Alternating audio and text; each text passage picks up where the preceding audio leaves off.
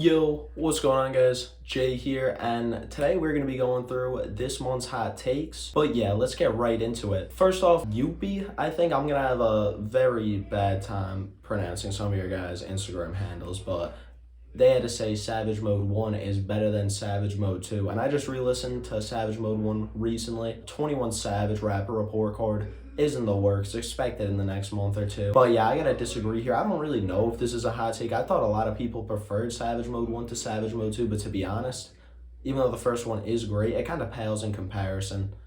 Savage Mode 2 to me is just better in every aspect possible. Metro's production is leveled the fuck up. There's better sequencing, better transitions. You got Morgan Freeman. 21 Savage as a rapper is completely ruthless here. He is way better than he was on this album than he was in 2016. I mean, it's not really a competition for me. Moving on, Global Flocal had to say that Lil Yachty and J. Cole are better than Drake and J. Cole, and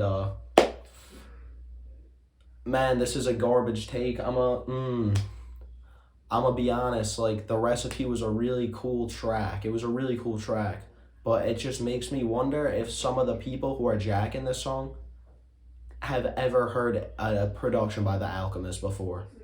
You know, I feel like a lot of the gas with this song, I feel like a lot of the hype with it is just because a lot of people are tapping into this who had never heard a production like that. I mean, that could be completely untrue. I don't know for sure, but it's like Yachty's rapping performance was really not that good. He had good bars, but he just sounded like he was out of breath the entire time. He did not fit over that production. And Cole was great, of course, but I mean, first person shooter versus that song, which is better? I mean, it's a wash. It's a wash. JF Silva said that A Great Chaos by Ken Carson is better than For All the Dogs by Drake. Now, to be honest, I've only given A Great Chaos one listen so far, so I can't really weigh in on this yet, because to be honest, they're in the pretty same range of underwhelming and boring. Hey, we'll see. Jury's out on that one. Lucky Snaba had to say that The Alchemist has a solid enough catalog to be the GOAT producer. In my mind, the GOAT producer, first two people who instantly come to mind is The Alchemist and Madlib. Now, I'm not saying that either of them is the GOAT producer. You gotta take into account people like DJ Premier, people like Dr. Dre, even people like Kanye. And shout out to Hit Boy as well, who's been on an excellent fucking run. He deserves his name being thrown around in there too. There's a bunch of other people I'm forgetting to mention, of course, RZA. But yeah, I mean, going back to the Madlib versus The Alchemist, I feel like that's a very common argument. Madlib has multiple like magnum opus level albums in a Pinata, in a Madvillainy, in a Bandana, where I feel like The Alchemist does not have an album that reaches those heights. But I did want to bring in The Alchemist catalog and talk about it real quick. You got albums like Voir Dire, I believe it's pronounced, with Earl Sweatshirt, which I've only listened to once so far. Again, review coming on that in the next week or two. But it was pretty fucking amazing. You also got to look at The Great Escape with Larry June. This was a really great album, to be honest. One of my favorites of the year. Albums like The Elephant Man's Bone and Continuance by Rock Marciano and Currency, respectively. These were another two great projects. They came out last year. One of my favorite tracks of the year last year was No Yeast. You also got The Alchemist, pretty fucking legendary run with Boldy James. When you look at The Price of Tea in China, Bo Jackson, and Super Tecmo Bo, all of which are great albums with, again, incredible instrumentals on them. Super elegant, super opulent. You got Alfredo with Freddie Gibbs as well, which is probably the best Alchemist produced album ever. And the final three that I've heard from you got Lulu with Conway the Machine, another great project. Lamb Over Rice with Action Bronson, and Fetty with Freddie Gibbs and Currency. Let me just say for a second, those were all great to amazing level albums, all albums I frequently revisit as well.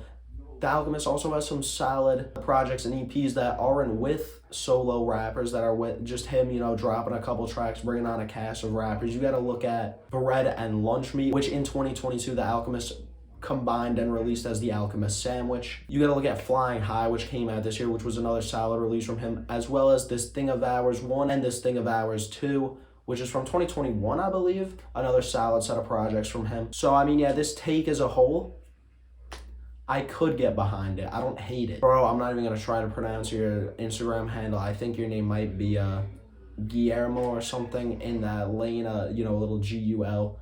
But shout out to you. Cool guy. But yeah, he had to say Late Registration, Yeezus, and Ye are top 3 Ye, as well as If You're Reading This Is Too Late is better than The College Dropout. Now, I would have Yeezus in my top 3. Ye is number 4 for me, so this is a dub so far. And Late Registration, nah, I wouldn't put it that high, but I still think it's a valid top 3. My number 1 Kanye album is The College Dropout, so I don't agree with the If You're Reading This take either. I think that's a pretty L take.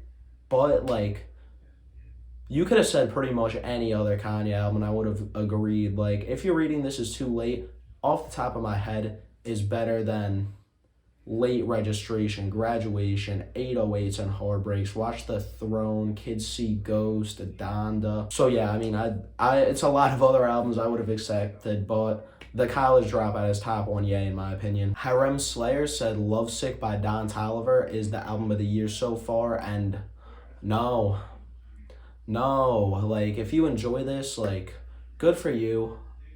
Like, no hate towards you at all, but this album, in my opinion, was pretty fucking trash. I even checked before, recording this. This is a bottom 10 album of the year so far for me. It's a high 3, and there's nothing I come back to. Jordan said that And Then You Pray For Me by Westside Gunn is top 3 this year. Too early to tell, in my opinion, first of all. It's been like a week or two, so no, but also no in general. I don't know quite what I'm feeling this album yet. It's in the, I don't know. I definitely need some more time with it. It'll be another week or two before my review because I don't really know for sure how I'm feeling on it. It's a long album. It's a lot to unpack. And I always like to give albums a little bit of time to sit with them and see how they grow with my rotation. But I don't see this surpassing any of my top 3 to 5 albums of the years. I can tell you that at least. And finally, Who Is Jay said Nas is greater than Tupac. Of course, you guys know Nas is my GOAT rapper. So I agree, but I also don't really think of this as a hot take really at all. But again, no slander to Tupac. He's still one of the greatest rappers of all time, some of the best albums of all time. Besides Kendrick Lamar, probably the best West Coast rapper of all time. And there's no, no reason to diminish Pac at all as a artist, as a person, as anything. He is one of the greatest to ever do it. Nas just so happens to be him. But yeah, that's all I got for you guys this time. Be sure to follow me on Instagram at talking.hiphop. So if you want to participate in next month's hot take video, halfway through the month at some point, I will post a little questions tab on my Instagram story. And be sure to hit that up and spam it with your most horrendous, garbage takes that I could react to and embarrass you on the internet for. But yeah, I'll catch you guys in the next one. Peace.